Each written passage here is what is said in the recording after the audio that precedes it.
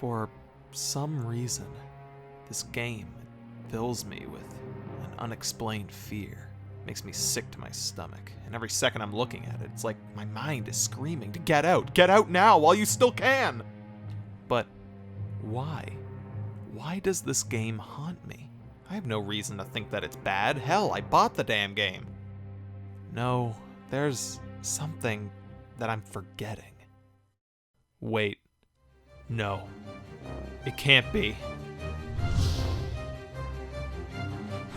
I know why I forgot. Why I was afraid.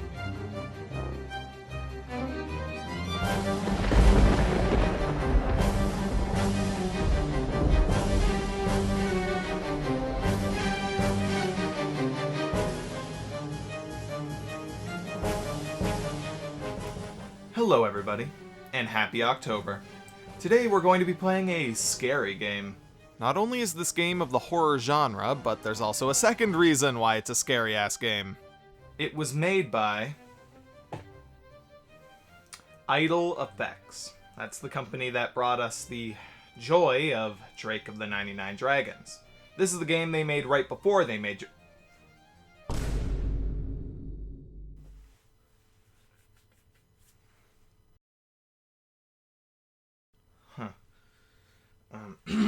So, yeah, this is the game they made before they blessed us with Drake of the 99 Dragons. There's even an advertisement for it in the instruction booklet for Drake.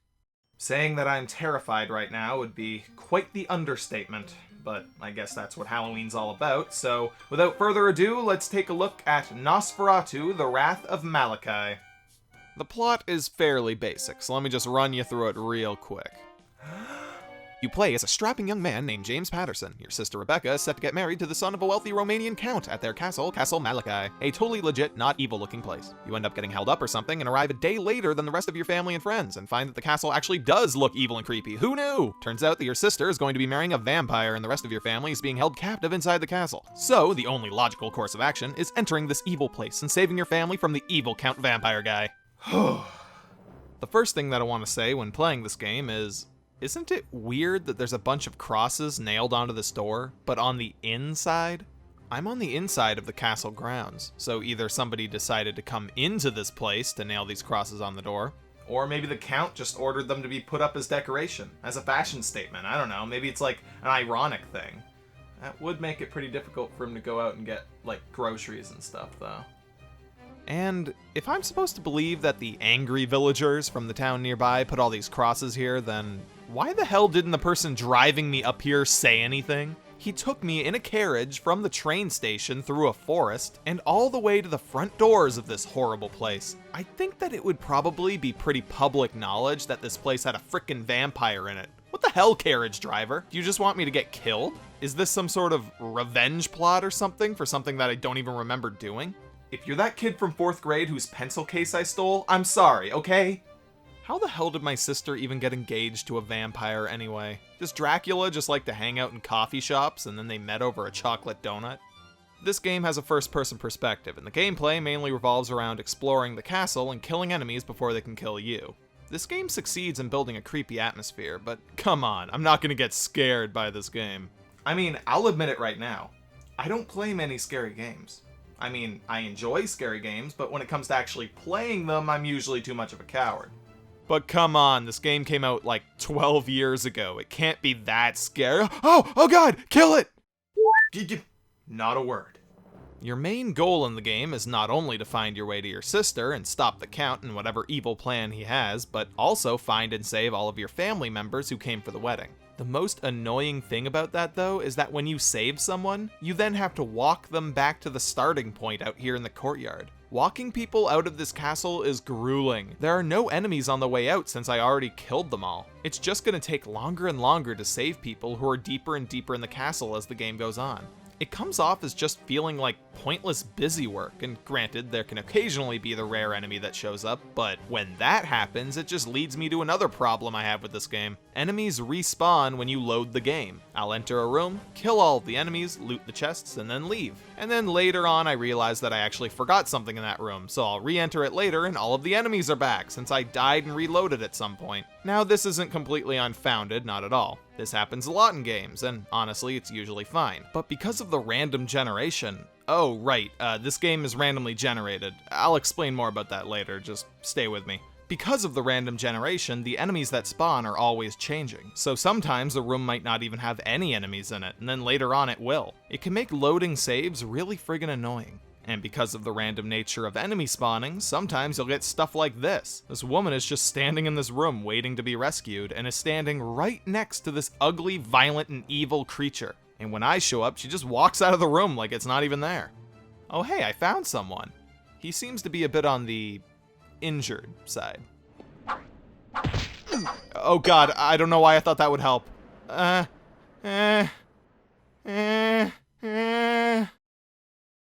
swear, officer, I didn't see who did it. Whoever it was just jumped down that trench and escaped. Damn that genius. It was the perfect getaway plan.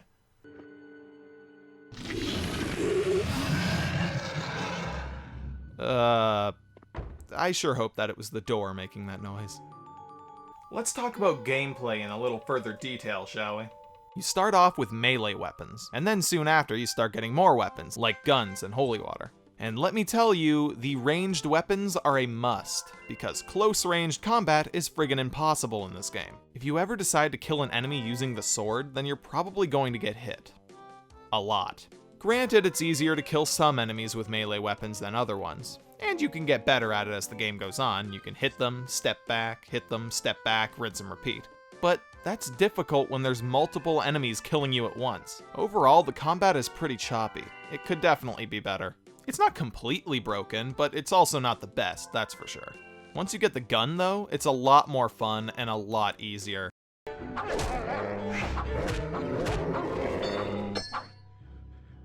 I used my skill to beat it.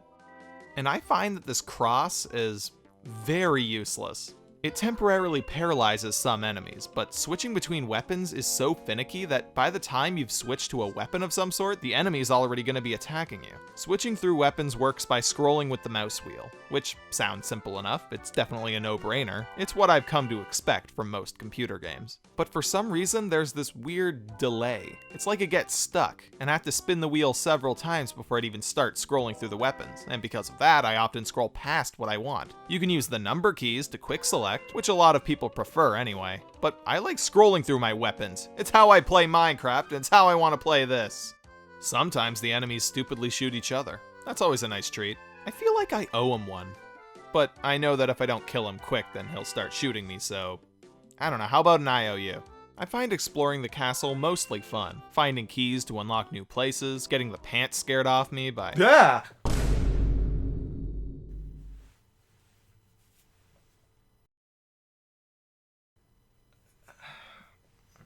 Sorry. Getting the pants scared off me by enemies, and finding my family members and saving them. And also, the inside of the castle is apparently randomly generated. Remember?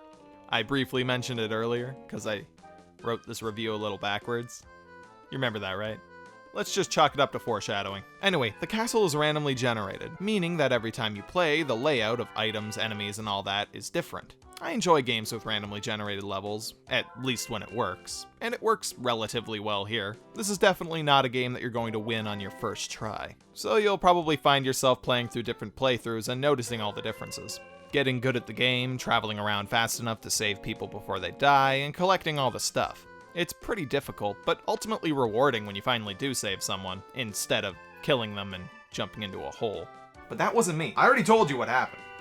This game may not be a technical marvel of its time in terms of graphics, but it looks pretty good. A lot better than some other games made that same year. Hell, this game looks a lot better than that other game that Idle Effects made. And I mean, that game came out a full half a month after this.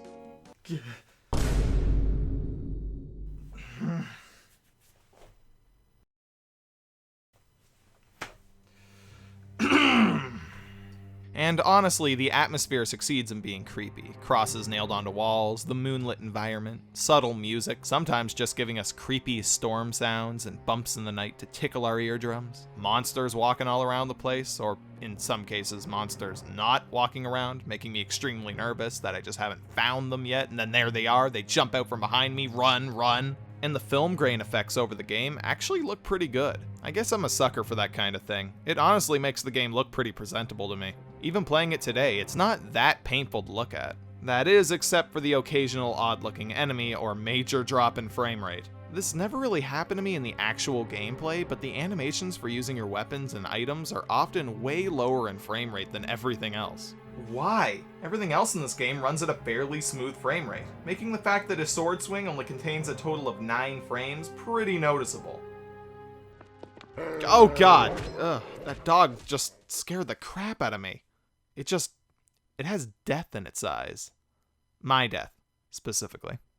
Oh hey, look! This guy's back! Okay, I'm not gonna kill him this time. He's asking for the doctor, says he can help. So I ventured through the castle, found the doctor, and brought him here. And he doesn't seem to be doing anything. What the hell? He said to bring him here. Okay, well I brought the doctor back to the starting room where you bring people that you save. Thought that maybe I could bring him here and then I could talk to him and activate a mission or something, but nope. Now he's stuck here. Guess I'm just gonna push this guy all the way to the safe zone. Yeah, this is the way to do it. The proper way to do it. Well, I saved the game before getting the doctor. So I reloaded my save, went through the entire castle again, got him, brought him back all the way over again, and this time, it worked. He healed him up, and now he's fine. This game is definitely rough around the edges. Oh, would you look at that? A message just popped up telling me that I was too slow, and so Aunt Sophie just died. I'm gonna say it was Mr. Mustard in the ballroom with the candlestick. Okay, so at this point, I kinda just kept dying a lot. Aunt Sophie kept dying, and then I kept dying, and then she died, and then I died, and then Aunt Sophie decided to go and die, and then Aunt Sophie died again, right after I died, of course, and then Aunt Sophie again, and then me again, and then that one monster I killed died, but then Aunt Sophie died, and then me. You get the picture. I'm calling it quits for today, but honestly, it's just because I've had my fill. Not necessarily because this game is horrendous like usual, because it's actually not. The gameplay gets better as you find more weapons, and because of the random factor, restarting and trying again from the start isn't really that annoying. The music is subtle and atmospheric, the graphics aren't that hard to look at, might not be that great, but they get the job done, and I enjoy the film grain effects. Overall, the game isn't very bad at all. If you really like old computer games and/or survival horror games, then this game is an option. I'm sure this will eventually go on sale on the summer sale or something, so I guess grab it then. In summation, this game shows us that Idle Effects knew how to make a good game. So then why the hell did Drake turn out so horrible? Yeah. You know what?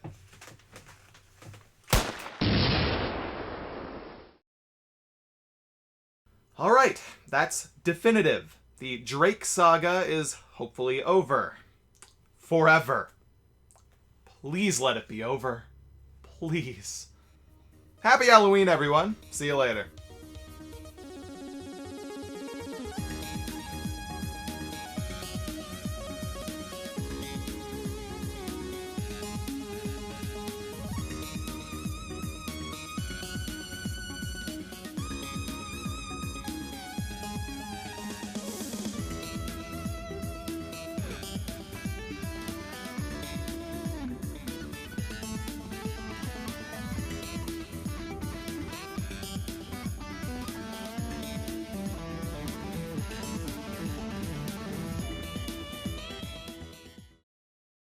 Nosferatu, more like nose for R2, D2. Yep. My friend wrote that joke. Just thought I'd throw it in here to show you how unfunny he is. Congrats, man. It made it in the video.